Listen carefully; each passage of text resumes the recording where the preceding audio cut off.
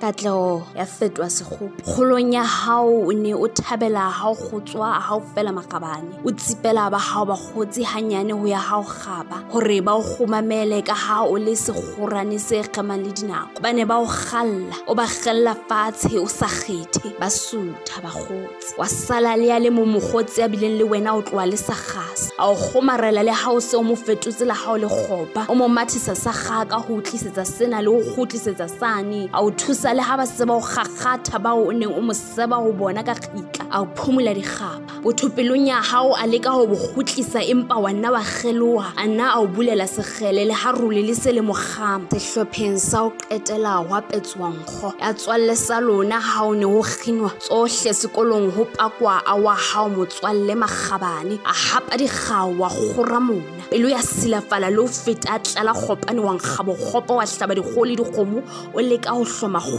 Katlehong ya wa hao mokgotsi. Kgato tsa hao tsa fetwa lefela wa kgena wa kgahlwa ke kgera. A kgutla a o kgalemela. Le ha ya hae katleho e ne se fetwile sekgopo. Katleho ya wa hao mokgotsi keke ya kgina ya hao. Le wena o ka kgaohana le moya wa dikgoka o kganne ba hao bokamoso bo kganye. Mona le lefufa di ka o kgaolela bophelo.